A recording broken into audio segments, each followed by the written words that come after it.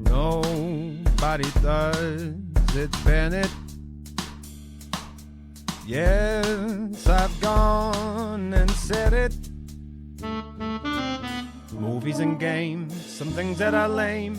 Nobody does it, Bennett. Meh.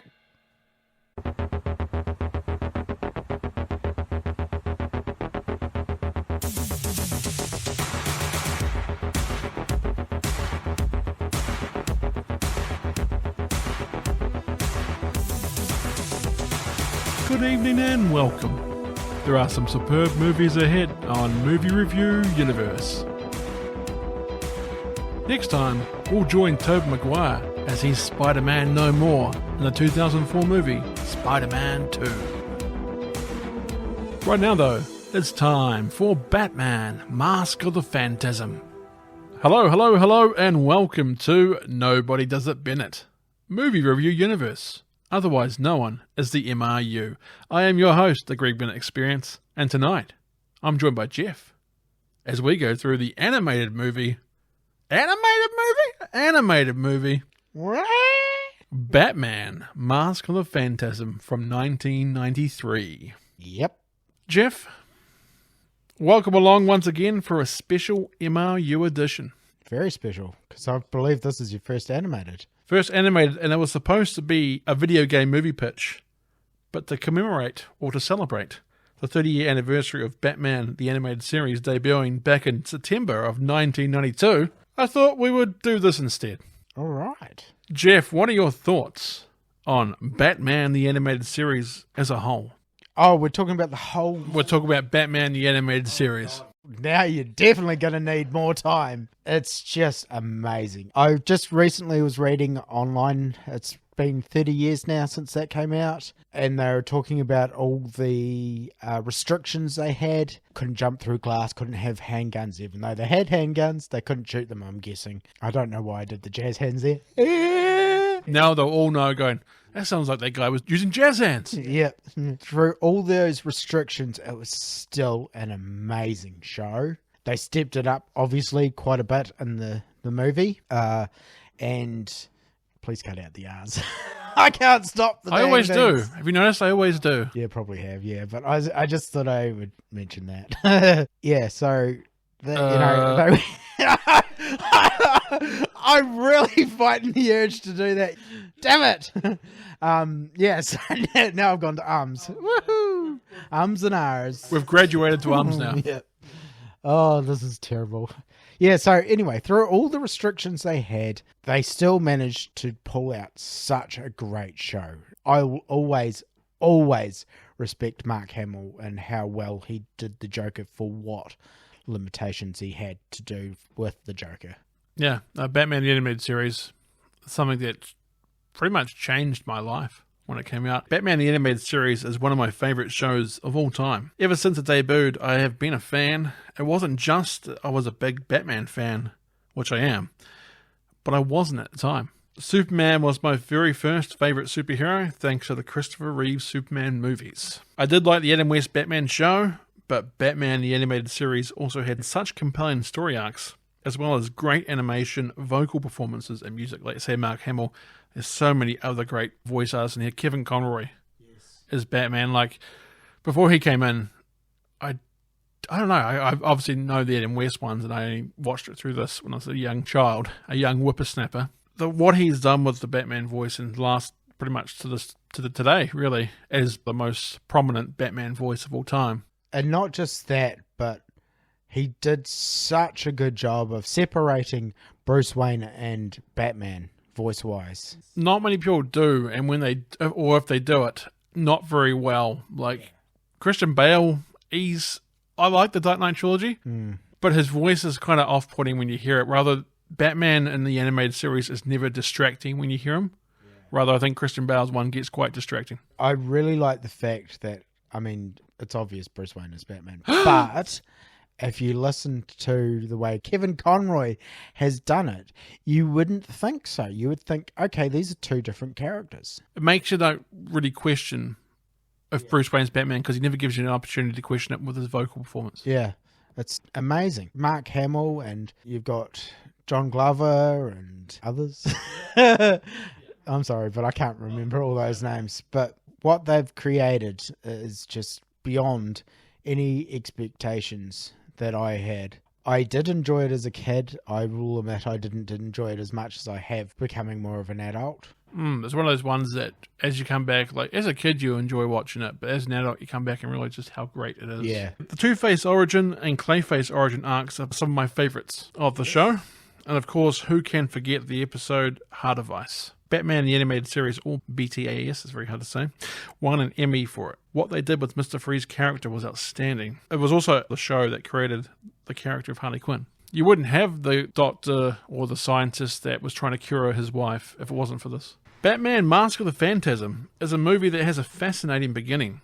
It was a movie that bombed when it was released theatrically. Really? It bombed. It came out in the movies and absolutely tanked. They removed it within 2 weeks of it coming out because no one was going to see it. Wow. But once it aired on TV, has now become one of the most cherished pieces of Batman lore. I will save my ratings for the end, but there is something special about this. Always when you're on Facebook and going, who's the greatest Batman or what's the greatest Batman movie? And they don't even list it sometimes on the Facebook thing. In the comments, everyone's like, what about Mask of the Phantasm? You guys didn't say Mask of the Phantasm. Mask of the Phantasm got to be up there somewhere. That shows you how important it is. If you like what you hear or have any suggestions or thoughts for us, who knows, it might be about Batman Mask of the Phantasm.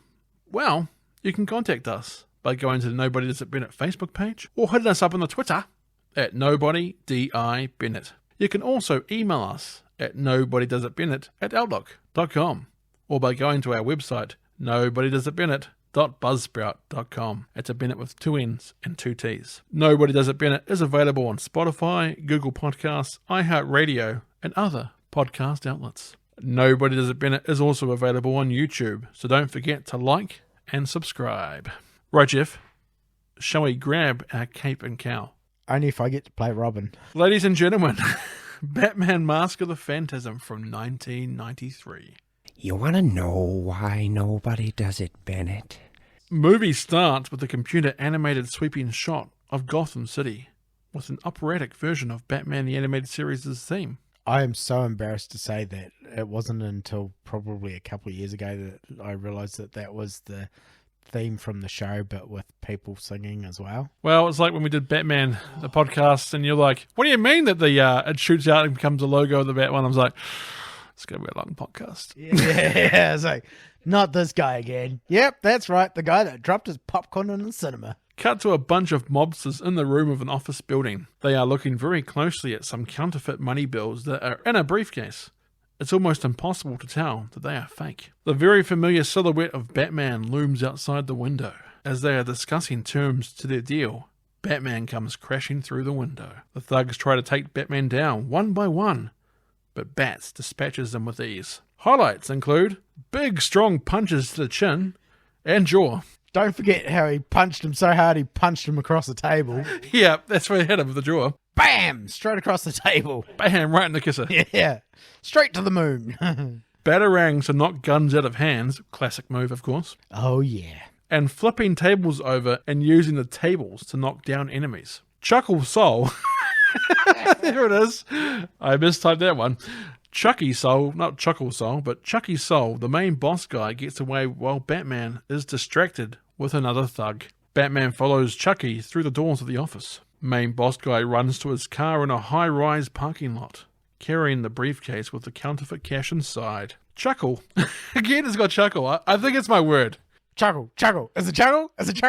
Chuckle. Chucky. Don't you mean chuckle? Who the heck calls their kid chuckle? If it wasn't chuckle the first time, what makes you think it was chuckle the next time? Chucky is greeted by a mysterious figure cloaked in darkness. See, I figured that's how I'm going to do my fake laugh. I'll just keep going back to the fact that it says chuckle, and I'm like, And like, that's my Joker laugh. yeah.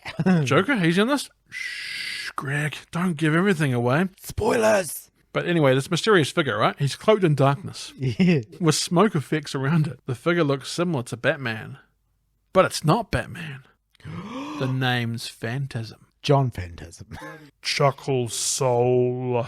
Batman? How'd you get here? That's right, he's weird. Chucky fires his gun at Phantasm, but the bullets have no effects. Phantasm just gets closer and closer to dear old Chucky. Your angel of death awaits. You ain't the bat. Chucky goes to hit Phantasm with his gun, but Phantasm just slices the gun in two. I love that hook thing he has. Or it has. Yeah. Who are you? What do you want? I want you, Chucky boy. Phantasm goes to strike Chucky down with its massive hook hand, but gets distracted by a car screeching away. This gives Chucky time to run. Chucky gets in his car while Phantasm ghostly glides towards him. Chucky goes to run down Phantasm, but Phantasm jumps onto the hoodoo Chucky's car. The word changed to hoodoo. It's like somebody hit you in the head or something. But Phantasm jumps onto the hood of Chucky's car. The way you said it kind of reminded me of Cleveland when he's an auctioneer and he gets hit in the head and all of a sudden he starts raging. Damn. Right, so Phantasm smashes the windscreen and reaches inside to grab Chucky, but the car is swerving around so much that Phantasm falls off the car. Chucky smiles gleefully and turns his car around, lining up Phantasm in his sights. See, he could have got away, but he's like, no, I'm going to try and kill this sucker instead. Yeah. As the car closes in on Phantasm, smoke fills up the windscreen. Phantasm jumps up and out of the way, while the car goes off the side of the building. The car crashes into a window of a nearby skyscraper. Chucky's soul is dead. All right, Chucky's dead. Not the kid from Rugrats. He might be dead too, who knows.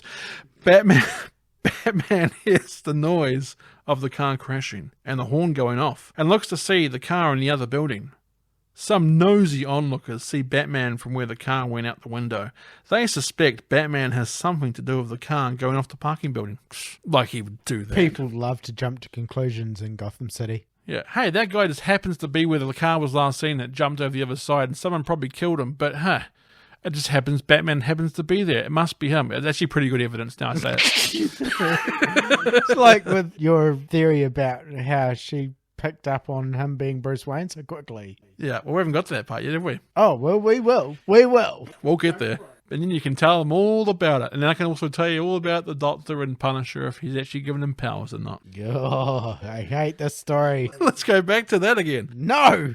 Batman investigates some glass from the car park building, then sees Phantasm making their escape. Batman chases after Phantasm, but Phantasm makes a smoky getaway. Cut to Councilman Arthur Reeves making a public statement to the press about stopping Batman. How many times are we going to let Batman cross the line? I'm sorry, Councilman, but you can't blame Batman for what happened to Chucky's soul. Why not? He's a loose cannon, I tell you, see? I don't know why I'm going with this voice, but I am. So I say go with it. Why not? He's a loose cannon, Commissioner. It's not just my opinion. A lot of people, including the police, see? I'm sorry. I'm over it. It's not just my opinion. A lot of people, including the police, I might add, think Batman is as unstable as the crooks he brings in. What kind of city are we running, see, when we depend on the support of a potential madman? The TV in the Batcave is playing the councilman's speech. Alfred turns off the TV. Such rot, sir. Why? You're the very model of sanity. Oh, by the way, I pressed your tights and put away your exploding gas balls. That's right, he put away his balls. Thank you, Alfred. Might one inquire what this is? Alfred points to the piece of glass Bruce is investigating. A piece of windshield from Chucky Soul's car. There's a chemical residue on the piece of the windshield. Some kind of dense, long-chain macromolar polymer. Oh my god, you really put that in there? I think it's a macromolecular polymer. Oh god. Cut to a lady on a plane. She says she will be landing any minute. She is talking to Councilman Arthur Reeves on the phone. Her name is Andrea Beaumont. Apparently Arthur is helping her clear up some old family finances. I can't believe it's been 10 years. Yeah, that'll do. Thinking of looking up some old friends, see? Yeah, see? The camera pans to a magazine with Bruce Wayne on the cover. Andrea touches the magazine with her hand. When Andrea Romano was obviously the voice director of Batman the Animated Series, whenever Kevin Conroy used to do the physical stunt acting where he was like getting punched and stuff, he's like, oh, and he'd be like, Andrea. So that's why I think her name is in this, because of the gag that he used to do for Andrea Romano. Oh, Arthur, don't start that again. That's good, I like that. He's ancient history. That's encouraging. I'll see you soon, see? You're going to have to cut out all those C's, aren't you? Not all of them. When I did Teenage Mutant Ninja Turtles of Ross, and I was like, I'm Casey Jones, ooh. I did a few of those in there. Cut to Wayne Manor. A car pulls up outside. Bruce is hosting a party. Some of the ladies at the party try to get his attention, asking him why he's not married yet. A woman walks up to Bruce and the ladies saying how he charms you, makes you feel like he's about to marry you. Then he forgets your phone number. The woman throws wine in Bruce's face and walks away. Don't forget the woman with the creepy eyes. She had like real dark eyes, didn't She she? completely dead inside. Very Hanna-Barbera, kind of like Flintstones eyes. Yeah, like Wilma. Does Wilma have black eyes? And I think so. And if you go back and watch the Flintstones, she's got very, just like dark I'll eyes. have to do that. Councilman Arthur Reeves offers Bruce a napkin to help clean off the wine. Councilman, so how goes the bat bashing? Better than your love life, see? Really, Bruce. It's almost as if you pick them because you know there's no chance for a serious relationship. At least since that one girl, what was her name? Andy? Andrea?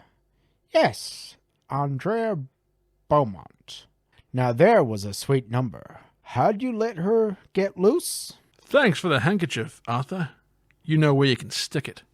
Like, oh, Oh, yeah. Bruce. Do you know Bruce. what's funny?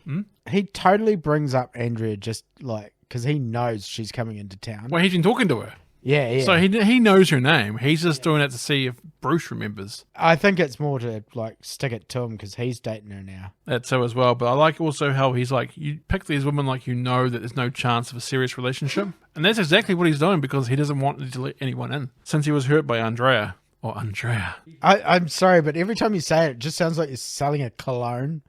Andrea for men. Yeah, Andrea is for men. Bruce walks into another room. The only light in the room being from the door when Bruce enters. Bruce thinks to himself. And this is Bruce's thoughts here. I got Bruce's thoughts. Bruce's thoughts. This is Bruce's thoughts. He goes, Andrea. Funny how they took the gag that Kevin Conroy used to do, the voice director, Andrea Romano, and turn it into a character of Andrea Beaumont for this. Bruce walks up into a picture of his parents, Thomas and Martha Wayne. In case you don't know, they're dead. Oh my God, they're dead. Yeah, they're dead, all right? His parents are dead. What? His parents are dead. Oh, spoiler alert much? Yeah. Bruce has a look of loss and failure in his eyes when he looks at the picture. Almost like he's an 8-year-old boy again. The darkened room that Bruce is in changes to a young Bruce, maybe about 21, 22 years old, at the grave of his parents in the daytime. In case you were unsure it was their grave, there was a giant Wayne across the tombstone. So, oh yeah, it's definitely the Waynes, yeah. Bruce leaves 2 roses at the ground next to the tombstone. The female choir-like music here reminds me of Glinda, the Good Witch theme from The Wizard of Oz. There's like a high-pitched when it kind of changes to going back in time, and it has the blurry vision. Yeah, the music kind of sounds like Glinda the Good Witch from Wizard of Oz. Oh, okay. When she first appears to Dorothy. Interesting. Bruce notices a woman not far from him, talking to someone, but she seems to be the only person around. Well, living, that is. It's so weird that he's like, oh, what's she doing? Like, I wasn't just doing that myself. The audacity of someone else doing it. Excuse me, I thought you were saying something. Well, to me, I mean. No. Okay. The woman continues talking to nobody again. Nobody knows. That Bennett, meh. Know who that was? Bruce Wayne. You know, Wayne Enterprises. I've seen him on campus. Very moody. Cute, though. Yes? I heard my name. I thought, That you're a big and nosy bugger? Yes. who are you talking to? My mother. Andrea points down to a plaque in the ground that says, in loving memory of Victoria Beaumont. Oh, well, I didn't mean to. That's okay. We're done. Mum doesn't have much to say today. Hey, I'm not the only one who talks to their loved ones, you know. I didn't say anything. Bruce catches up to Andrea, who has started walking away. It's just that when I talk to her out loud, I can imagine how she'd reply. I can hear her like she's right there. I talked to my parents. What do you say? I made a vow. What vow? A secret one. Ooh, secrets. Said it a little bit lustfully. I should have gone, a secret one. Yeah. Shh, it's a secret. Yeah, gross. And now you've lost the rest of your audience. A secret one. Ooh. Oh, no. That was... No, I was like that. Yeah, but just the way I said it sounded manly. Ugh. Ooga. Oh, yeah. Oh, a man of mystery. Have you kept your vow? So far, Andrea loads her handbag into her car. Andrea Beaumont. Bruce Wayne. They shake hands. There's the handshake I was looking for. Not like Arnie and Carl Weathers, though, in Predator. Dylan, you son of a bitch. Yeah. I know.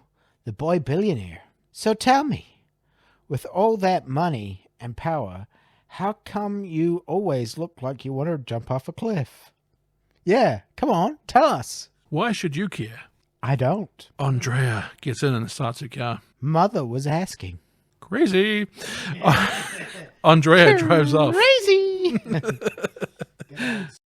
Yep. Andrea drives off. Bruce smiles, but is interrupted by an incredibly fast incoming storm. Thunder crashes from above. It's like, all of a sudden there's this grey clouds coming like, hey, we're just going to come in all of a sudden. Yeah, we're just going to be here like all night. But it's like, it was blue sky just moments ago. Maybe they speed up time like you do in the nature documentary. Yeah. Or maybe it's foreshadowing something. Good chemistry too, because obviously Dana Delaney voices Andrea in this, and she goes on to voice Lois Lane in Superman, the animated series. So it's kind of interesting that she was like his lost love, and then when she meets Lois Lane later on, he's like, you sound familiar. Like I've met you before. Fourth wall breaking. Yep. The scene transitions to night. You see the silhouette of a man swinging around the rooftops.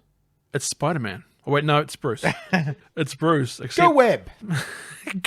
Shazam! Up and away, Web! It's Bruce, though, except he's not Batman yet. Just a guy in a balaclava. This is Bruce's first attempt at being a vigilante. Bruce sees a group of robbers stealing from a factory, loading up their truck with goods, with a tied-up security guard nearby. He's like, why not put him inside so no one can see him? He's just outside, like, chilling out, like they're going to put him on the train tracks, because they got him with the old napkin kind of covering on his face and tied up as he's sitting down. Is like, that man's ready for the train tracks. Bruce pulls down his balaclava to hide his face. Well, Bruce, here goes. Bruce leaps down and tells the men to get on their stomachs, arms spread.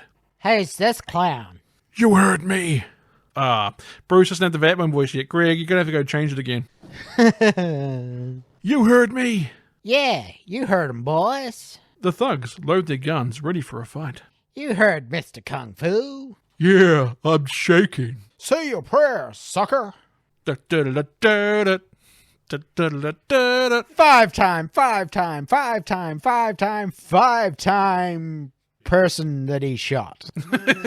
Bruce uses ninja style to disarm the guns, and big beefy punches to the gut. Bruce gets grabbed for a moment and punched before fighting out of their grasp. Bruce's technique at this point isn't refined yet. He's more using muscle rather than speed and agility. He's getting hit a lot, like rather Batman. You notice, like, even at the starting of Batman the Animated Series, he dodges. He hasn't learned that ability to dodge yet. Bruce beats down the thugs. He celebrates, thinking he has beaten them, but a fourth thug shows up shooting a shotgun. It's like, again, he's not really fully aware of all the bad guys, so he's making the mistakes that you want to see a Bruce Wayne make to kind of go, how come he's so good as Batman? He never made any mistakes, but this is you finding out. Kind of reminds you of Casino Royale with Daniel Craig's James Bond. He makes a lot of mistakes, which is cool because like going, because he's just starting out. Yeah. And this is the same thing for Bruce. Bruce grabs a tied-up guard and runs for cover. The thug then gets in the truck and takes off. The cargo is spilling out of the open back door of the truck while Bruce chases. If only Bruce had some type of vehicle to pursue him, I put here. Oh, if only he had a Batmobile. Bruce jumps onto the back of the truck, hanging on to one of the open back doors. The truck goes by a police vehicle. Bullock, who is a patrol officer at this time, is drinking from an open teacup. Random to be doing that in a moving car? Because he's got like a teacup and a saucer. It's so that you know he's drinking tea. He's a refined officer. Yeah. Before he went all gruffy and, gruffy's a word. Yep. But anyway, Bullock spits out a mouthful of coffee when he sees Bruce hanging on to the back of the truck. The police pursue the truck. The police get in front of the truck, trying to get it to stop. But of course, the truck is much bigger than the police car, so it starts ramming it. Stupid cops. Unsurprisingly, the police car gets tipped over. Stupid cops, I've put in here. There you go. So I knew. Stupid cops, what you gonna do? Makes it so highly unbelievable later on when Batman almost gets trapped by them. Yeah. We'll get to that. Bruce makes his way to the front of the truck and starts using a small hammer to break into the windshield. Bruce almost falls off the front when the truck does a hard brake, but he hangs on to the front truck grille. Bruce then reaches into his makeshift gadget belt and pulls out tiny balls with wee spikes on them. Tiny balls. He throws them at the wheels of the truck and it's actually quite effective. The truck loses balance and flips on its side just before Bruce gets crushed into a wall. So just in time, he's just about going to get crushed and it stops. He's like, oh, thank God. The guy is hurt inside the truck, but alive. Bruce escapes as the police close in on the truck. Cut to a shot of the newspaper. Mysterious vigilante repels bandits. Alfred is reading it as Bruce trains his martial art poses and techniques outside. I read about your anonymous exploits this morning, and I must say, are you sure you won't reconsider rugby? Aha, nice. Rugby gets mentioned in a Batman movie. There you go. Did you ever think that was going to happen? No. Sorry, Alfred. The plan is working. I had the edge, but I couldn't feel it. There was only one thing wrong. Ha! They weren't afraid of me. I've got to strike fear in them from the start. Pardon, Master Bruce, but we may want to postpone the shop talk, as it were. I believe you have a visitor? Andrea appears in shot. Hi. Hey, what happened to you? Trip over some loose cash? Ha ha, get it? Because he's rich and he hurt himself. Yeah, that's what must have happened, yeah. He Scrooged himself. Yeah, he tried to dive into a pile of money. Yeah. Oh, it's not like the cartoons at all. It's been 3 days since we met and still no calls. I figured you must be dead or something. You expect every guy you meet to call you up? Ha! Karate kick sound, not laugh. Yeah. Ha! Just laugh in her face. Ha! Funny. Yeah. The ones that are smart enough to dial a phone. What is that? Jiu-jitsu. Gesundheit. Bruce looks unimpressed. That was a joke. Jiu-jitsu is no joke. It takes years to master. As Bruce is still doing poses, Andrea grabs his arm and flips him over. Got a few moves of my own. Miss Harvey's self-defense class for girls. Oh, he laughs. Bruce and Andrea start doing some romantic fighting. Nice footwork. Can you dance too? Oh, he can. Yeah. The Bat Dance. Where is the Batman? Batman! Alfred is coming out with drinks. Get 'em, boys. Don't forget to use your nails. Alfred is coming out with some drinks, but notices Bruce and Andrea getting it on the lawn. Alfred decides to leave because he is not a perv. Alfred is not a perv. The scene transitioned back to present day where Bruce is still standing in that dark room looking at the portrait of his parents. When the door opens, it's Alfred. He lets Bruce know that a Miss Bambi is dancing on the piano. Bruce returns to the party. Cut to a graveyard in Gotham at night. A car pulls up in the graveyard. 2 men come out of the vehicle. One of the men opens the back door to the car. A large, important-looking mobster exits the car. His name is Buzz Bronski. One of the men give Bronski a flower wreath and a flashlight. You guys wait here. Whatever you say, Mr. Bronski. The 2 men talk to themselves about how people are saying Batman iced the sky. Bronski must be going to see Chucky Soul's grave. Bronski walks up to Chucky Soul's grave just like we suspected. Well, here we go. Wow. We suspected as much. Maybe I'm the world's greatest detective. Oh, no. And they say Batman's the world's greatest detective. I love that in the Flash. Hey, that's a giant dinosaur. Justice League, wasn't it? Animated Justice League, I think it was. Yeah, Alfred's good at burns. Bronski throws the wreath at Chucky's grave. You always were a loser. There is a loud, echoing voice that surrounds Bronski. Buzz. Bronski is freaked out by this and stumbles around a bit, trying to see if he can find the source of the voice. Phantasm shows up, smoke effects and all. Buzz Bronski, your angel of death awaits. Get away from me, you freak. Bronski runs away, knocking over a wheelbarrow in the process. That's right, Fatty can run. Rule number 1, cardio. Yeah. Bronski grabs a pickaxe from the wheelbarrow. Bronski looks around with the pickaxe, ready to fight. Time to pay for your sins, Mr. Bronski.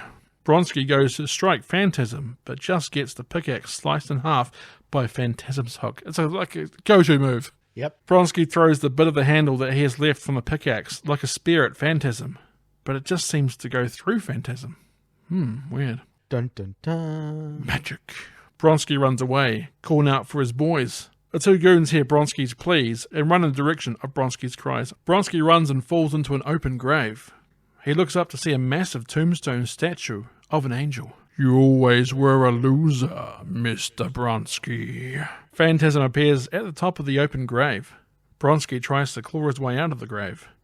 Farewell, Mr. Bronski. Phantasm somehow uses the smoke effects to push the giant statue into the grave, crushing and killing Buzz Bronski. Bronski's boys show up in time just to see what has happened, and to see what they think is Batman leaving. They fire on the Phantasm, to no effect. Cut to daytime in Gotham.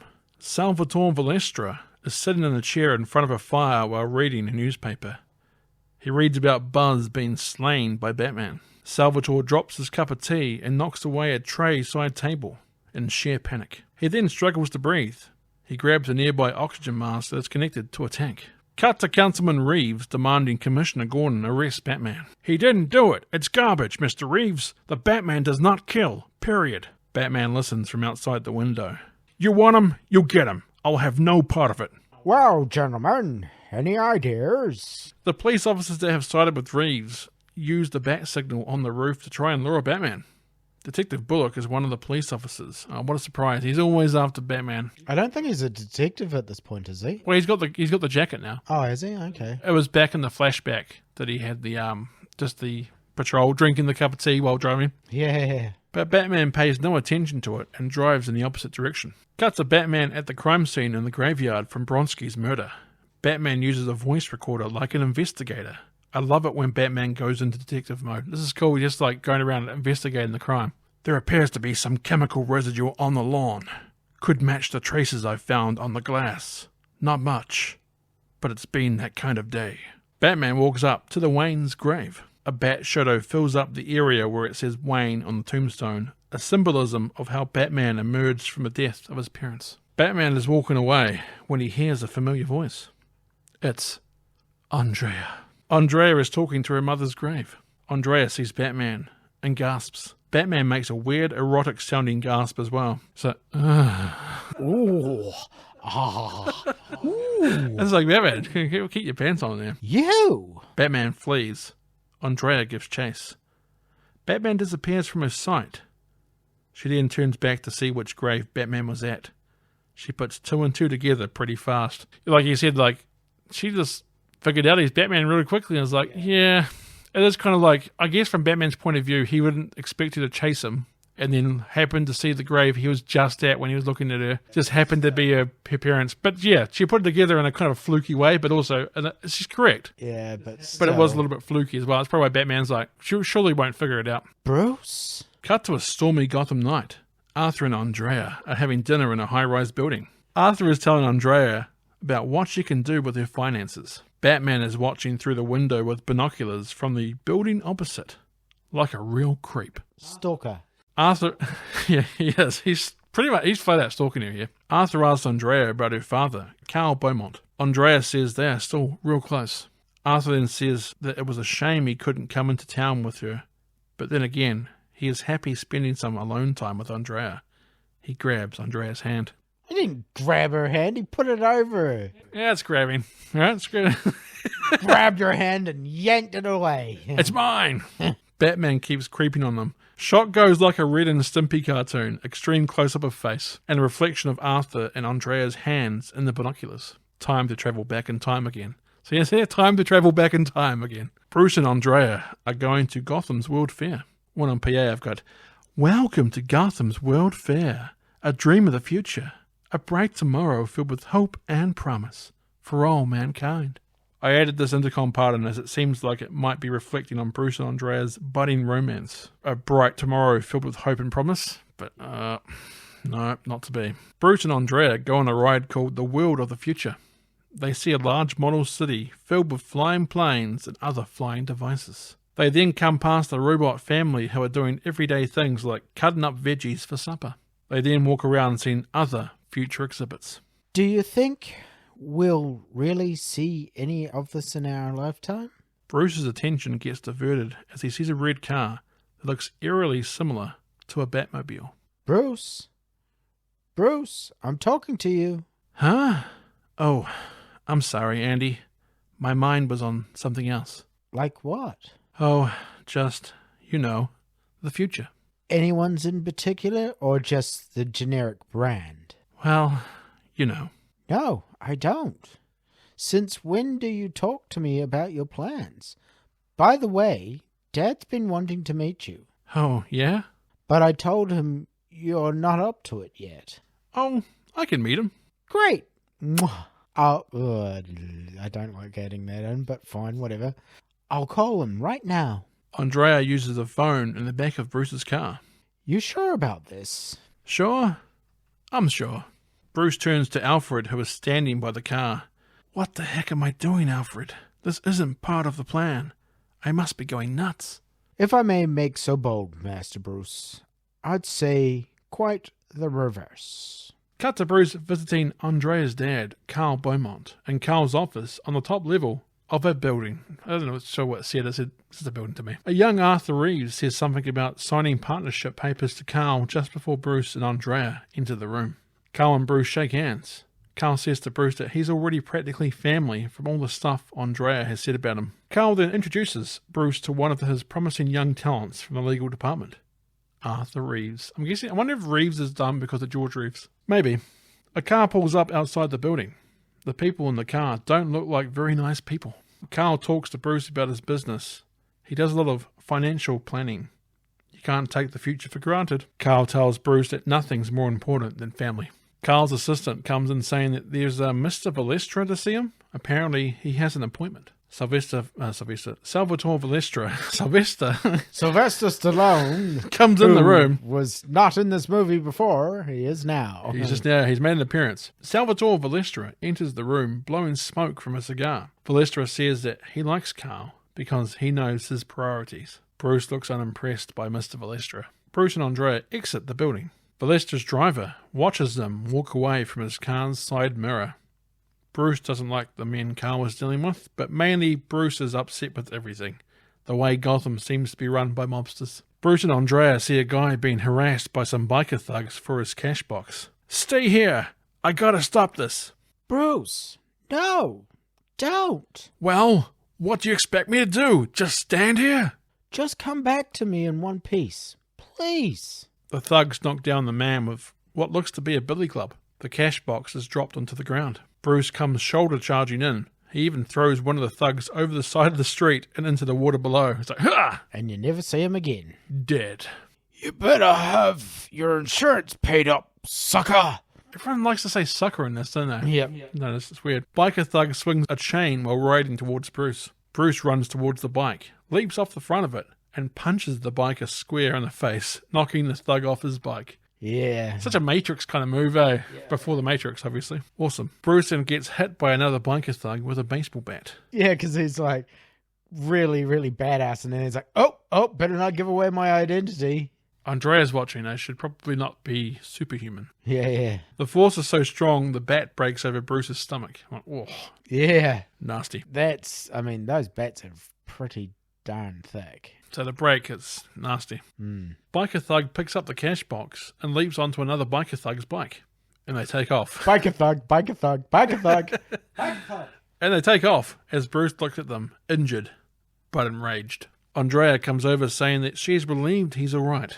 As she looks at Bruce's injuries, Bruce pretty much tells her to back off.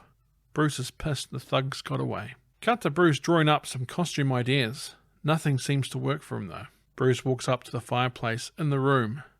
It is the same room Bruce was in when he was at the party in the future, as the portrait of his parents are hanging above the fireplace. What am I still doing this for?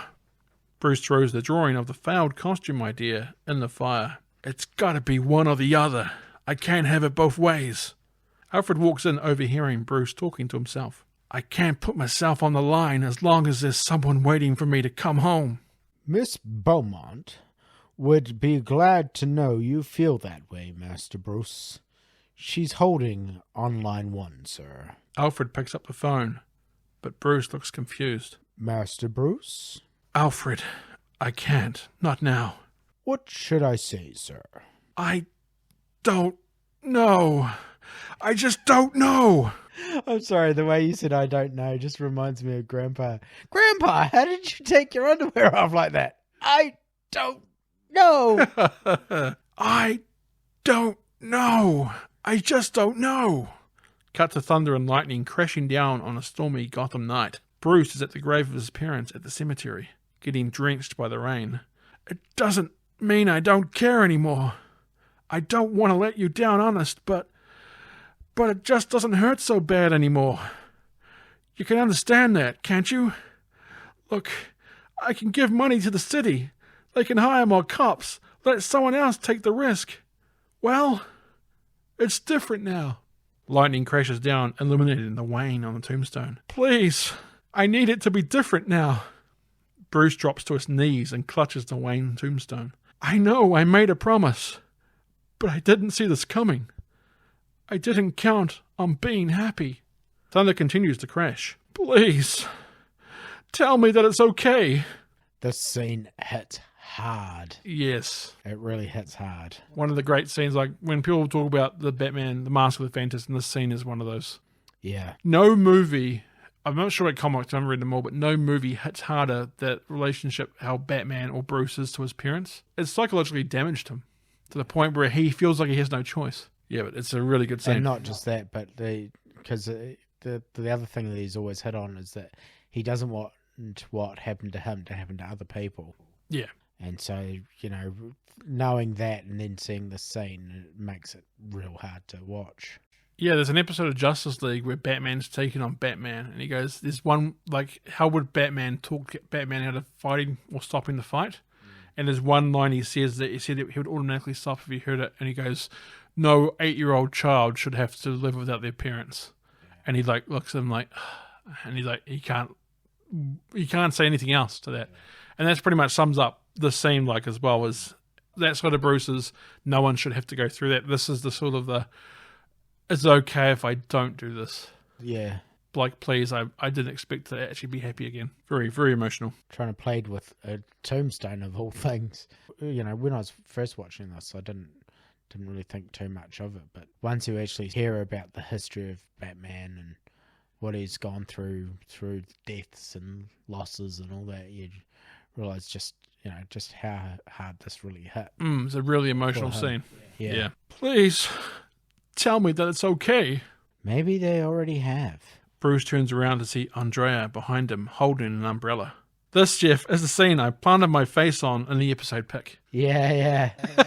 I was reading this going, why is my name in this? But yes, if you look at the episode pick of this, my face is on Andrea in this moment, this pivotal scene. And Bruce looks like he's confused because it's my face. Maybe they sent me. Bruce and Andrea hug. It then cuts back to present day with Batman still watching Arthur and Andrea in the restaurant. A police helicopter flies by. Batman looks up. When the helicopter spotlight shines on the building Batman was on, they find nothing, as Batman has disappeared. Cut to daytime. Councilman Reeves is walking along a street when he is cut off by a car. It's Salvatore Valestra. Valestra tells Reeves to get into his car. Reeves gets in. The car speeds off. Valestra wants to know if Batman is really the one hitting their people. Reeves says that they have eyewitnesses. Valestra is terrified of this and has to have more oxygen. He's like, not. Reeves tells the driver to pull over and gets out, as it's not very healthy in here. Yeah, that was rough. It was brutal. And you look to see Valestra's face like, You're so rude. Yeah, you can hardly breathe. You've pretty much got no lung capacity left. Cut to the Batcave. Batman is on the Bat computer. Not the Bat computer. O'Neill Funding Corporation. Adam's tool and die. Oh, I should have known. Sir? Chucky Soul and Boz Bronsky. They have some history together.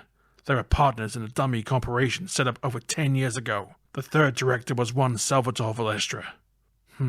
Sal's having company tonight. Don't wait up. Meaning, I trust that once you're done with him, you'll be seeing her. You think you know everything about me, don't you? I diapered your bottom. I bloody well ought to, sir. Batman jumps into the Batmobile. Well, you're wrong. The Batmobile takes off around that winding path, that death path. Somebody had to get in the last word, didn't they? Yep. Well, you're wrong. See ya. You're wrong, but you know, Alfred's right. We all know. Cuts a Batman walking around a dark room in a building. Somewhere. As I put somewhere because I know what it was. Apparently, though, it's Salvatore Valestra's office. Batman looks at some photos of Valestra with some of Gotham's most powerful. Batman hones in on a picture of Valestra and a group of men. One of the men is Carl Beaumont. Cut back to another Bruce memory. Andrea is talking to Bruce on the cliffsides of Wayne Manor. Andrea says that she has to go with her father to somewhere in Europe. It's very hush-hush business trip. She doesn't even know whether they will be coming back. Bruce then awkwardly proposes to Andrea. She says yes. I never thought this would happen. I always felt like I'd thrown you a curveball. Like you never knew what to do with me because I wasn't part of the plan. You are now. I'm changing the plan. Wow, what could have been a world without a Batman. Yeah. As Bruce and Andrea kiss, a colony of bats come flying out of a crack in the cliffside and into the sky above. Cut to Andrea and Bruce being driven up to Andrea's place. Something is wrong. Looks like Dad has got company. Business-type company. He usually doesn't see clients here. At least not at this hour. Maybe we should wait until tomorrow to give him the good news. Maybe. Good night, Bruce. Alfred. Miss. As Andrea walks inside, Valestra's driver makes a growling sound towards Andrea. It's like, oh, creepy. Bruce takes a good hard look at Valestra's driver as a cigarette is flicked at Bruce's car. Flicking a cigarette at Bruce, what a jokester that driver of Valestra is. Oh, jeez. Yes. Bruce investigates the area the bats came out of. It's another cave, all right. Could be as big as the house, judging from the number of bats that came out of it. Alfred, what's wrong? This just arrived, sir. Bruce receives his ring he gave to Andrea, along with a note saying, "Left with Dad. Too young. Need time. Forget about me." Forget about it. Bruce is devastated. And in that moment, the world has changed forever. The shot transitions from the portrait of Thomas and Martha Wayne down to Alfred in the cave.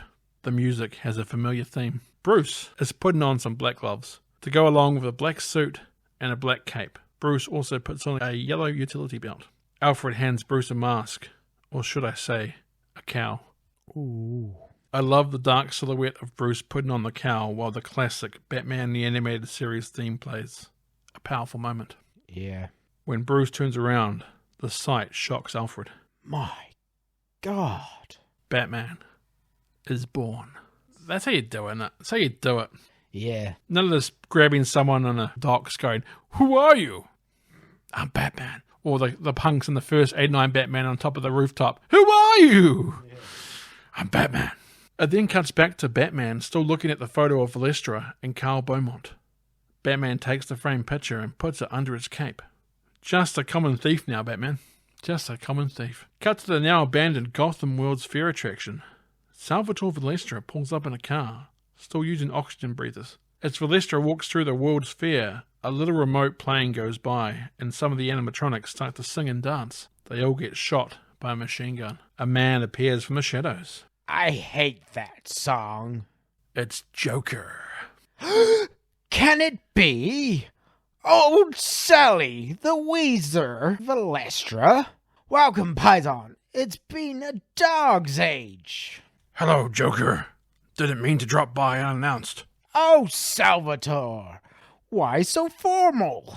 Mi casa nostra es su casa nostra. So, what's an old-timer like you want with a two-timer like me? Business. I got Oh, business. Sounds like fun. Come, we'll repair to more comfortable environments. Joker leads Valestra into a roller coaster cart. Now hold on to your hat and watch those valuables. It's going to be a bumpy ride. Joker gets into the roller coaster cart with Valestra, and they go for a ride. The cart goes up to the World of the Future exhibit, where the robot family is still going strong. Honey, I'm home. A little robot dog barks at Joker as Valestra struggles to catch his breath. Down, Rusty. Joker punts the robot dog away. I'd just like to say, if Mark Hamill's listening to this, I'm really sorry, man. You're doing a pretty good job, sir. Yeah, I'm quite liking it. Yeah. Can't be too careful. Can't be too careful with all those weirdos around. Joker walks up to the robot cutting the food. What? Meatloaf again? Ah, I had it for lunch. Isn't Hazel here a cutie? True, she's a real homebody, but you can't help who you fall in love with. Come, have a seat, Sal. Tell me, what's on your so-called mind? It's Batman. He's gone nuts. First he whacked Chucky's soul, then Buzz, and now he's after me. You know, I've been reading lately how old Guano Man is wound up tight enough to snap. Oh, wouldn't it be great if I finally driven him off the deep end? This isn't a joke. Batman's knocking us off, and you're the only one who could take him down. Valestra reaches for his briefcase. Look, $5 million up front, with whatever you want to finish him off. Joker yawns. What do I look like? Pest control? Think, you fool. Once he gets me, how long till he gets you? You know what I'm talking about. Valestra has the balls to grab Joker by the jacket collar. Your hands are just as dirty. Dirtier. Joker goes into a blood-red rage. Don't touch me, old man! I don't know where your hands have been. Oh, Sal, no one could take a joke like you. Of course I'll help you out. Really? Certainement. No way is anybody gonna hurt my pal Sal. Valestra smiles. That's it. That's what I want to see. A nice, big smile. Cut to Andrea, returning to her place with Arthur after dinner. Andrea notices the door to the balcony is open. You know it's not good to go to bed on a full stomach. We could stay up. Talk for a while. Oh, Artie, I've got a killer day tomorrow, but call me, okay?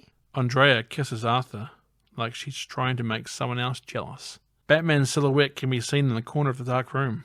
Andrea says goodnight to Arthur.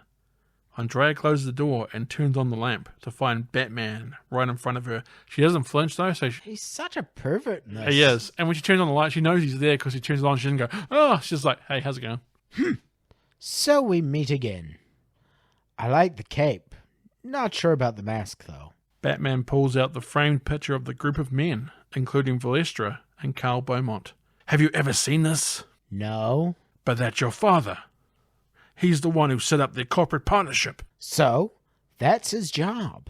He was the one element that tied these gangsters together. Where's your father now? Haven't a clue.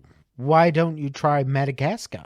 That's not what you told Reeves. You told him you were closer than ever to your father. You had me bugged? Is that it? I can read lips. Then read them now. Get out! Batman heads towards the balcony door. You still following your dad's orders? The way I see it, the only one in this room I can see controlled by their parents is you. Oh, burn! Drop the mic. Batman leaves. Andrea shuts the door. Andrea then drops the glass of drink she had and starts sobbing on the bed. Cut to later in the night. Phantasm smokes into a building. It's Salvatore Valestra's place.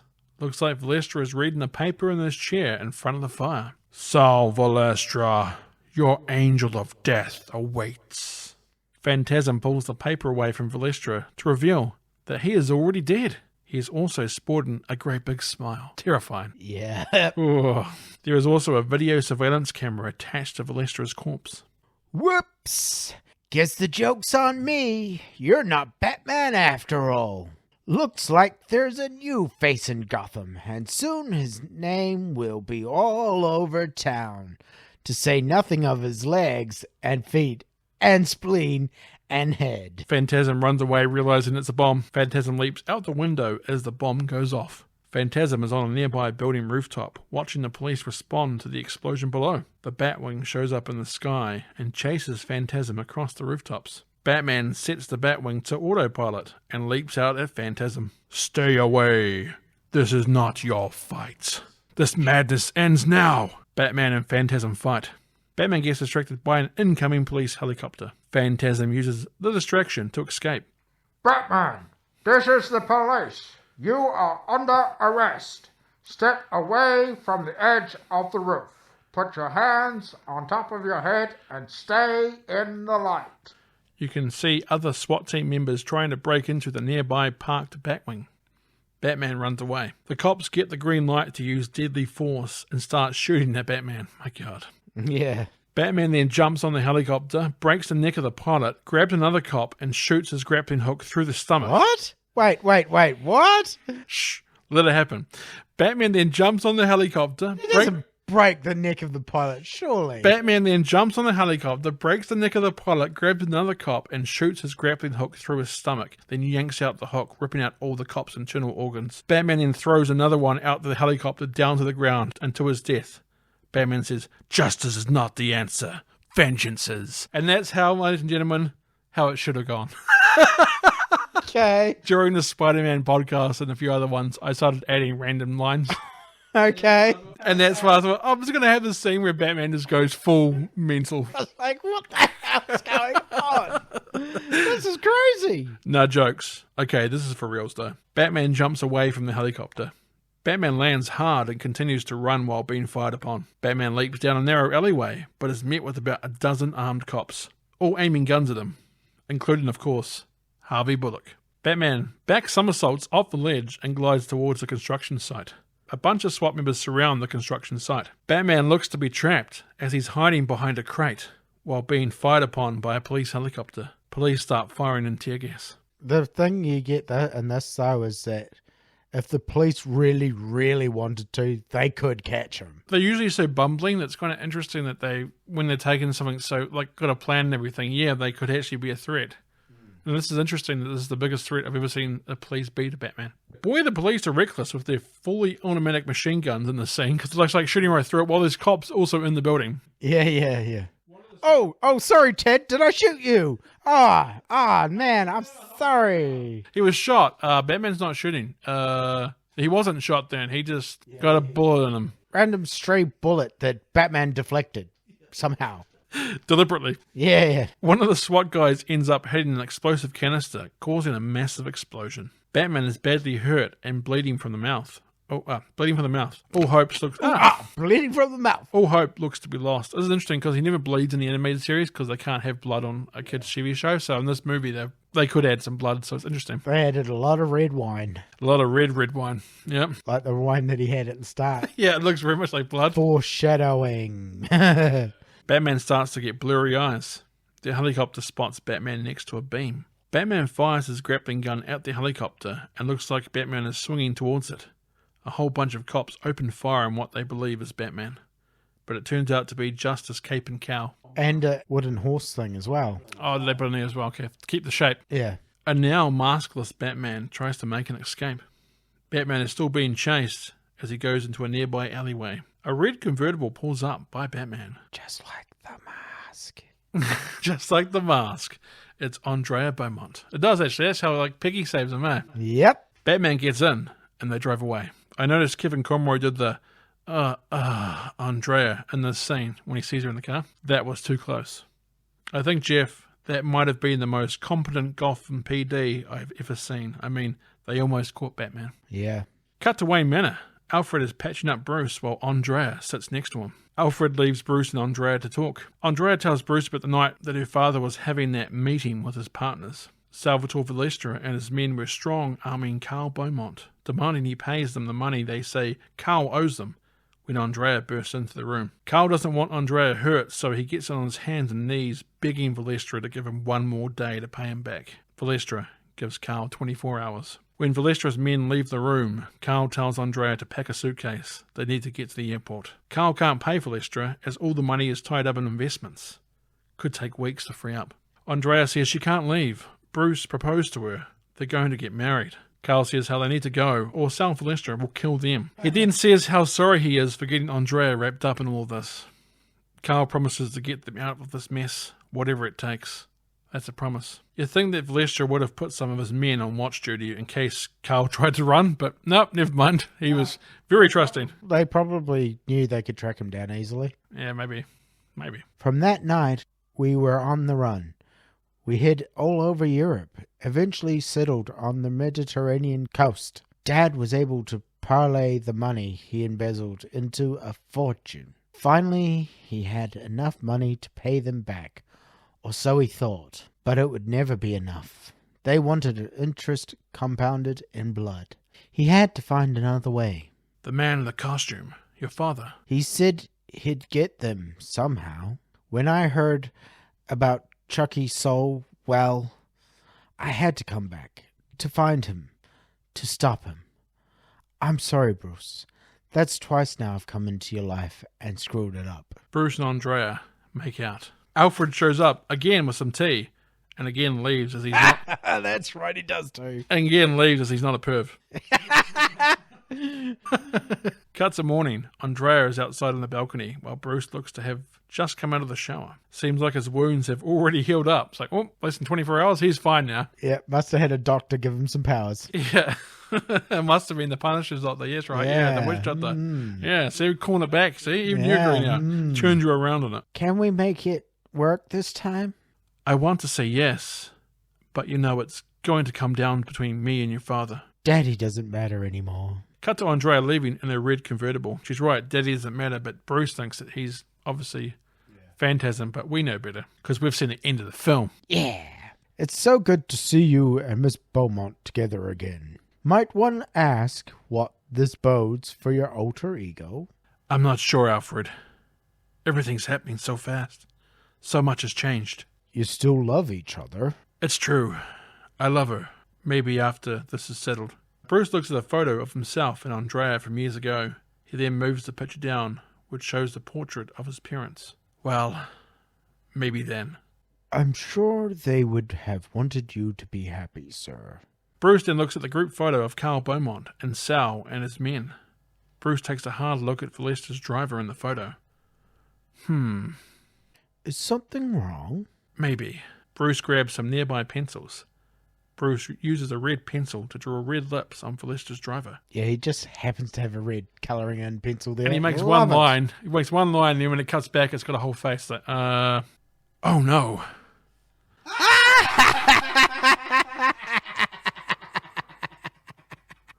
You hear that iconic Joker laughter. Yep, and it's not that laughter that you just heard, because that was terrible. Cuts to Arthur up in his office on the phone. Arthur is upset that Batman escaped the police. Arthur then slams the phone down. Tisk, tisk. And to think our tax money goes to pay those jerks. Joker shows up in Arthur's office doorway. You. That's right, Artie. Bring in the press, why don't you?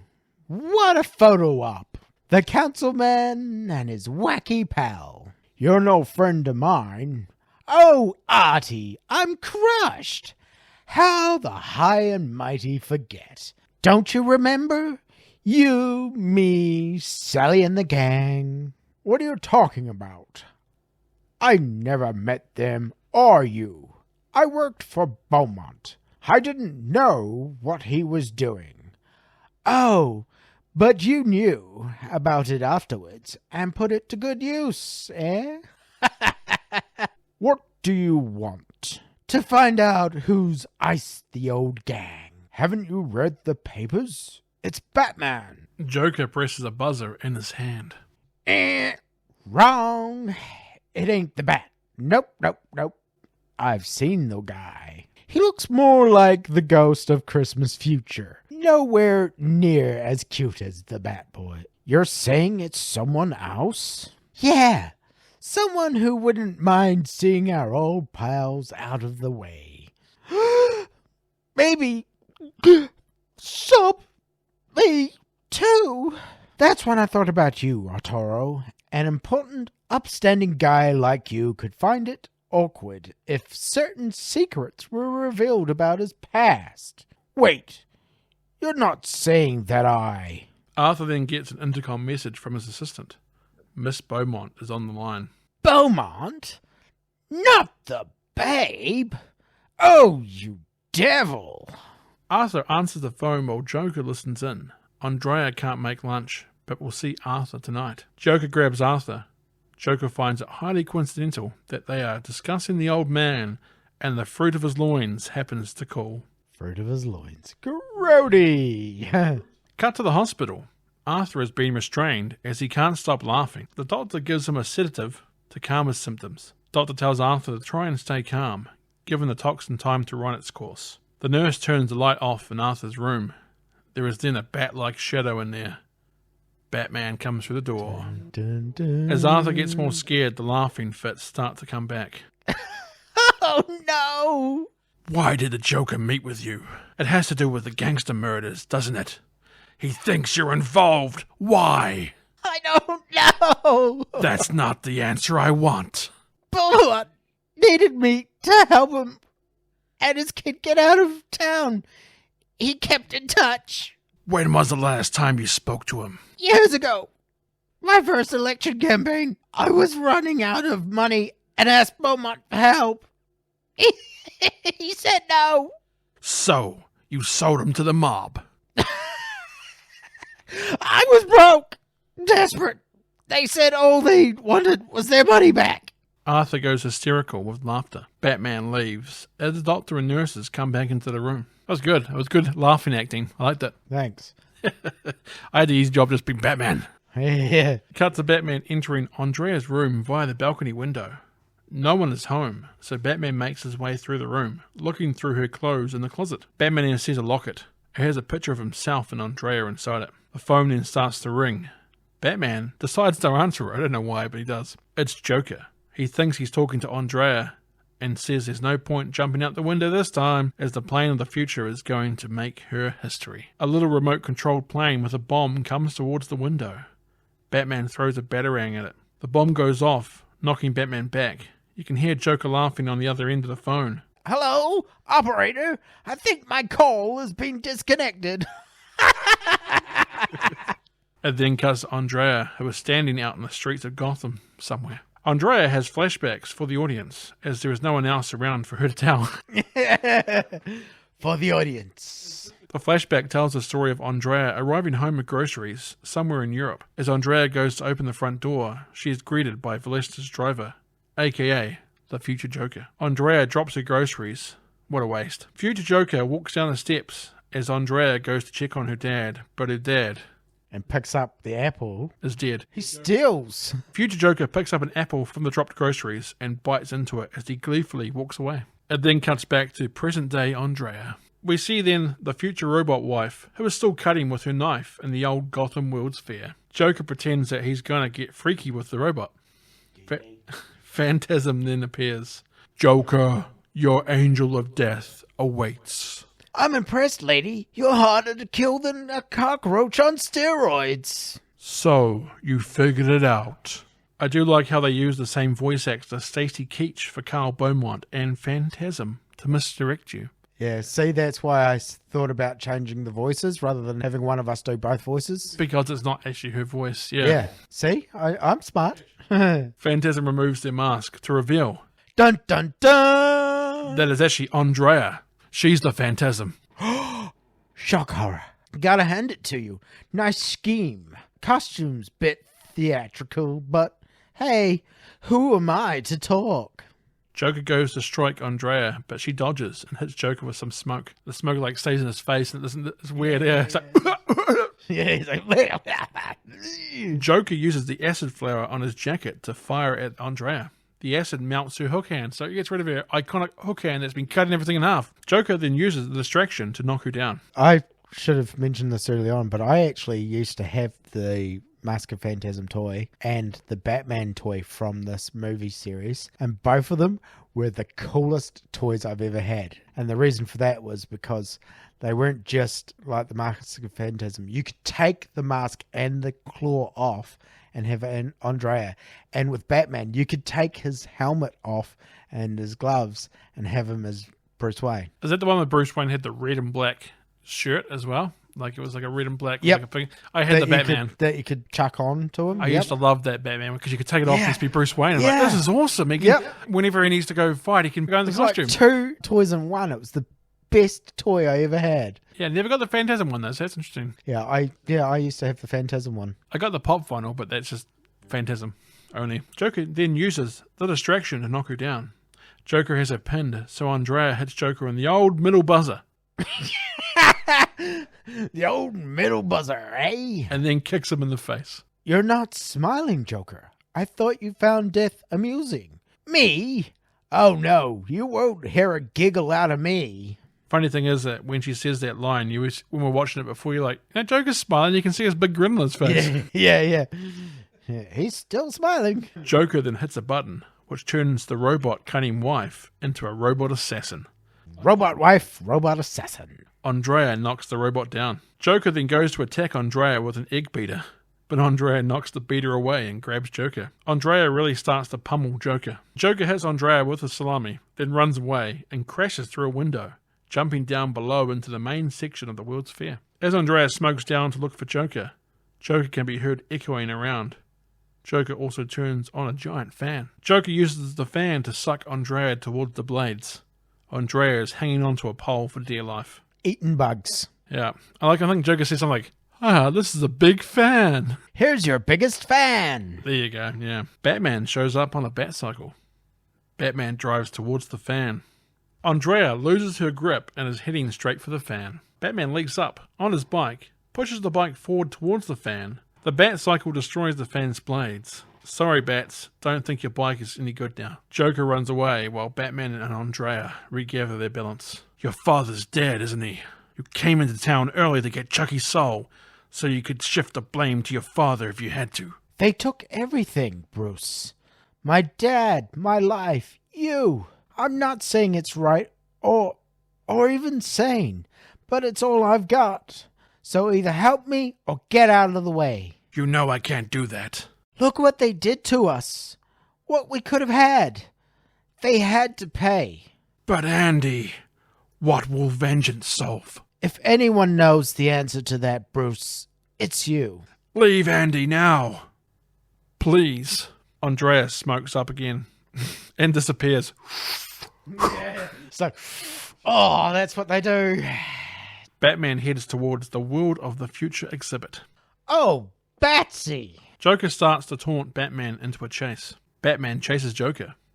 Batman ends up in the mini Gotham City model that Bruce and Andrea saw earlier in the film. There is a Warner Brothers logo on one of the city buildings. I noticed that when I paused it. It's actually a Warner Brothers logo. And you know what?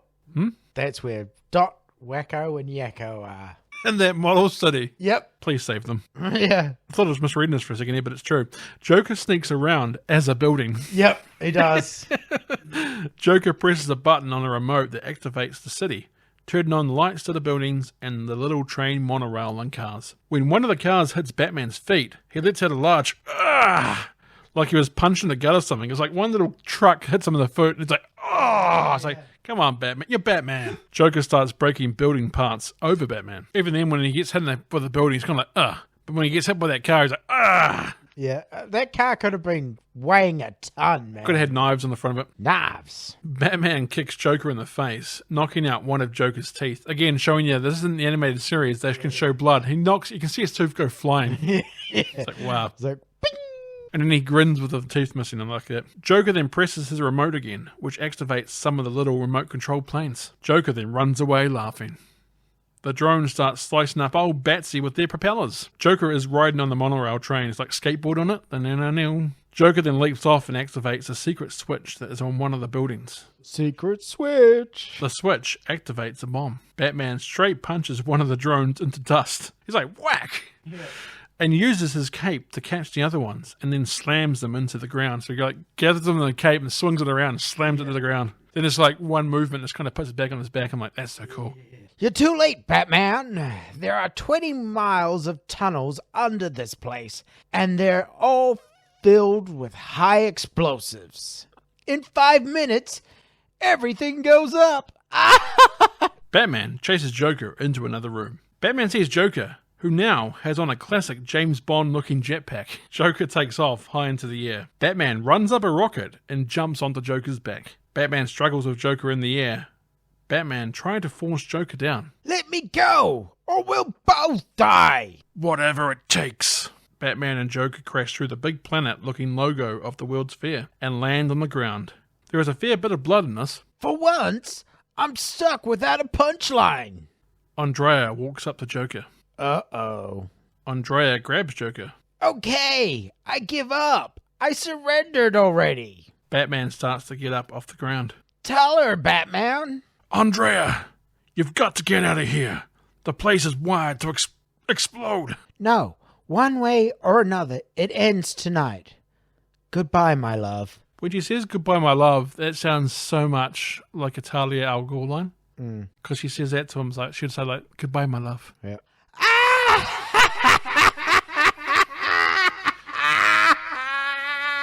The bomb in the oven of the World of Tomorrow exhibit goes off, blowing up the exhibit and causing the whole World's Fair to start crumbling and exploding. Andrea and Joker disappear in a cloud of smoke. Batman tries to grab her, but she's gone. The last time you see Joker, it's like, where does he go? Does she let him go, or does she kill him? Take him to Arkham for some weird reason? Because he comes back in the series, because this is like midway through the animated series, so he's still back. I was like, maybe she does it for Bruce. I'm thinking maybe she took him away for Bruce and didn't kill him. Batman falls into the sewer as the ground starts to give way. Batman gets washed away and out an exit pipe. Batman stands up and watches the explosions from afar. Cut to the Batcave. Batman is unmasked and sitting in the Batcave. His heads. He's got multiple heads. His head in his hands. I couldn't save her, Alfred. I don't think she wanted to be saved, sir. Vengeance blackens the soul, Bruce. I always feared you would become that which you fought against. You walked the edge of that abyss every night, but you haven't fallen in, and I thank heaven for that. But Andrea fell into that pit years ago, and no one, not even you, could have pulled her back. Bruce then sees something shimmer from afar in the Batcave. Bruce races towards it. Go get it, Bruce! Go! It's Andrea's locket. Bruce just closes his eyes in sadness for what he has lost again. But as he's grabbing that, like he's on that like windy path that Reaches out to grab it. Ah! you make one wrong turn, you're falling to a depth, man. There's no handrail, there's nothing. Cut to a ship in the water. Seems to be some sort of big party going on. One of the partygoers comes out onto the dock and sees a woman looking out at sea. The partygoer tries to act all suave as he approaches the woman. Quite a sight. Yes, I'm sorry. Do you want to be alone? I am. Cut back to Gotham. The orchestral version theme is playing while Batman stands on a rooftop. The back signal turns on. Batman fires his grappling gun and swings away. End of movie. Dun, dun, dun, dun. Now that we've gone through the movie, Jeff, let's go to our ratings. Alfred, nobody does it, Bennett. So for story, Jeff, out of 5 stars, what have you given Batman? 5. Mask of the Phantasm. Let me finish one. No! Well, Jeff, for story, out of 5 stars, what have you given Batman? Mask of the Phantasm. 5 stars. 5? Yeah, Out of 5? really good story. Really good. I mean, maybe not so much when I was a kid because I didn't really understand it as well, but as I got older, it really, the whole thing pieced together so well. Gave you more of a backstory for Batman, the reasons why he went down the path he went down. Felt really good. No, that's fair enough. So it's one of the best Batman movies, or rated one of the highest ones of all time for a reason. I've given it 4.5 out of 5. The only reason pretty much I've taken it from perfect score because it's a very, very good movie. I don't sometimes like the back and forth going through time. I would like it more if it was more condensed, maybe a couple times in the movie, but it does it like quite a lot. It goes back and forth, back and forth, back and forth. If you're not concentrating, you might not realize it's back in the past again. Yeah. So that's the only reason I was like, Wait a minute. When was Batman young? What's going on? Yeah, it's a very small thing, but I was like, I can't give it a perfect 5 if I have one little nitty grit to it. So I give it 4.5. So 4.5 out of 5 is still pretty damn good. For acting, Jeff, I have given it a 5 out of 5. Yes, me too. The reason I gave it 5 is because Kevin Conroy, Mark Hamill, Stacey Keach, Dana Delaney, and anyone else, perfect.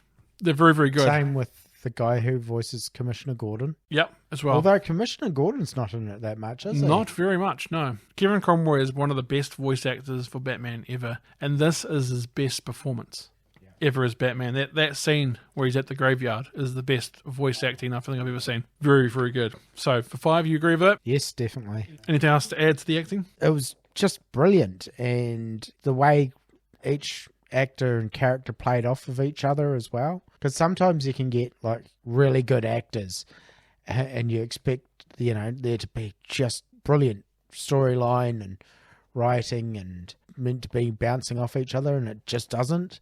It feels like literally just saying lines, really, instead of being part of the character. And so, yeah, I really enjoyed it. For how well it holds up, Jeff, what have you given it? Yeah, I'm probably going to be really bad for this, but I gave it 5 as well. 5? Yeah. It's one I can keep going back to. I don't sit there going, oh, why did I start watching this again? No, I go back to it, and every single time I love watching it. Pretty much every time thinking, what if those two had gotten together? Would there still been a Batman, or would Bruce have gone a completely different path? I feel like if I can keep going back to it over and over again and not get sick of it, 5 stars. I have given it 4 out of 5. I think it still looks very good and still holds up very well. The way they did the animation actually works for like making it look more kind of classic and vintage. There was some computer graphics that they tried to use, which I wasn't a big fan of. At the start, it kind of looked blocky and weird. And there was a couple of scenes that kind of looked a little bit blurry when they cut back and forth between characters talking. I think it's just the way the animation worked. Because of that, I gave it 4 rather than 5, but it's still top notch. And like I say, it's a movie that almost gets better when you go to watch it as it gets along. For music, Jeff, I have given it a 5 out of 5. Now, see, this is where I had to go a bit hard, because I was like, if I keep just going 5, 5, 5, people are like, yeah, okay. That's your opinion, dude. No one can say your opinion's wrong. I went a little bit hard on this one, and I put it as a 4, because I felt like, yes, the Batman theme music was good, but I don't really remember any more of the other music. I think it's more subtle. The main theme's also always great. But yeah, there was also the Joker theme I liked at the end. You still heard it. Like a lot of these themes I've used before, but the way they use like the orchestral version of the Batman animated series theme, the way they use the theme at certain times, like to kind of like when Batman puts the cowl on for the first time, I think it's more the placement I really love and the way that they use the music they already had. That's why I gave it a 5, because it's not a lot of bombastic, new kind of memorable themes, but what they use perfectly. So for visuals, how good it looks. What have you given it, sir? 5. Given it 5? Yeah. I loved how they showed a lot more of Gotham in this movie. In the series, you don't really see a lot of Gotham. You don't see heaps and heaps of it in this movie, but you see a lot more of it than you do in the cartoon series. The animation style's still good. It still holds up for me. General scenery is quite good. I've given it 4 out of 5 rather than 5, because a lot of the animation, like, it's very hard to do at the time, so you got to understand this was something that was hand drawn, so you got to appreciate that fact. But a lot of the scenes and stuff are just kind of cutting together so you can get to the next scene, but there are some really good shots in there that I like. It's more than the 3 because of extra shots. The shot when he's at the graveyard with his parents, it's shot beautifully. When he puts on the cowl for the first time is also so iconic, the silhouette. I think it's not just the shots per se as how they're shot. I feel like maybe if you didn't capture the correct angles, it wouldn't have been as iconic. Because for me, that's the 2 most iconic scenes in this movie. At his parents' grave, not just the fact that it was Kevin Conroy and not just how he spoke the scene, but the angles. If you had the wrong angles, I don't think it would have worked as well. It would have worked still, but just not as well. And then, of course, the scene with him putting on the suit for the first time. I don't think it would have worked as well if you'd seen, like, if it had all been lit up. Just the look of shock on Alfred's face. If you hadn't caught that, if you'd had him in the light, you wouldn't have had that chance to, perhaps, as a person who's new to Batman, go, oh, I wonder what the suit looks like the first time you get to see it. And like you say, I agree with that too. If you just like seen him come to light and had hands on the hip, I'm Batman, it would have gone like, but the fact that they sell it on Alfred's look of, oh my God. And you see, and that silhouette, we've got it on the episode pick here, the silhouette of him looking at the cowl like, this is my future now. I know what I have to do. So, for our ratings for Batman Mask of the Phantasm, for story, I've given it 4.5 out of 5, or 4.5, and you've given it 5. For acting, I gave it 5, and you gave it 5. For how well it holds up, I gave it 4, and you gave it 5, Jeff. For music, I gave it 5, and you gave it 4. And for visuals, how good it looks, I gave it 4, and you gave it 5. So, for a total for you was 24 out of 25. For me was a total of 22.5, which means that Batman Mask of the Phantasm has 46.5 out of 50 stars. It is the highest rated Batman film on our list so far. We had Batman 89 and we had Batman Returns. As we go to the movie review ratings. So, with 46.5 stars, Jeff, that puts Batman Mask of the Phantasm in third place. Oh, really? It is in third place.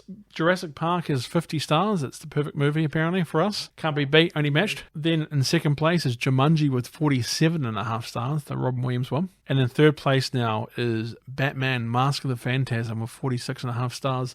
It, funny enough, knocks out Batman 89 and Big at the top of the third spot. They're third equal because they both have 44.5 stars, Big and Batman 89. So this is 2 stars ahead of it. It is now in third place in the MRU list, Batman Mask of the Phantasm, and rightfully so. Yeah. Even when people talk about it, it's still underrated. Yeah, and quite often the thing is people don't talk about it. You know, when they say, oh, what's your favourite Batman movie of all time? And they give you options, it's not one of the options. It should be. If you like what you hear or have any suggestions or thoughts for us, who knows, it might be about Batman Mask of the Phantasm. Well, you can contact us by going to the Nobody Does It Bennett Facebook page or by hitting us up on the Twitter at NobodyDIBennett. You can also email us at nobodydoesitbennett@outlook.com or by going to our website, nobodydoesitbennett.buzzsprout.com. That's a Bennett with 2 N's and 2 T's. Nobody Does It Bennett is available on Spotify, Google Podcasts, iHeartRadio, and other podcast outlets. Nobody Does It Bennett is also on YouTube, so don't forget to like and subscribe. Now that we've gone through our ratings for Batman Mask of the Phantasm, Jeff, do you have any final thoughts? I've pretty much said everything I needed to say, to be honest. If you haven't watched it, watch it. Yeah, you were. Sorry for spoiling. Sorry for the spoilers, but if for some reason you haven't actually watched this movie and you're listening to this podcast first, whoops, we spoiled it. Check out those scenes for yourself and, you know, tell Greg what you think. Let him know because he loves the Batman. Batman is my man. He's, you know, down for any chance he can have to chat with someone about Batman. Another one that I might cover in the future for animated is Batman Beyond, Return of the Joker. Oh, if I'm not in this... there will never be a friendship ever again, I promise you. Whenever the anniversary for Batman Beyond is, maybe we do that for that. I'm in. For me, Batman Mask of the Phantasm is one of my favourite Batman stories ever. This includes live action, animated, comic book, etc. What it does in a 76-minute runtime, that's right, it's only 76 minutes long, is something that will be very hard to top. Although some of the limited CGI they have hasn't aged incredibly well, it doesn't really distract or ruin the experience created by everything else that is done so very well. It really doesn't. If you haven't seen Batman Mask of the Phantasm, then do yourself a favour. Watch it. And sorry for the spoilers. What are you talking about, Joker's in it? No, I don't know what I'm talking about. Could be Clayface. Yeah, could be Clayface pretending to be Joker. Jeff, thank you for joining me once again for another Batman film. I hope you had fun. Oh, I definitely did. Yep, lots of fun. And thank you for listening. Remember, some others may do it better, but nobody does it Bennett. Take care. It's the end of the show, and now it's time to go. Don't be sad, just be glad. Then nobody does does it, Bennett?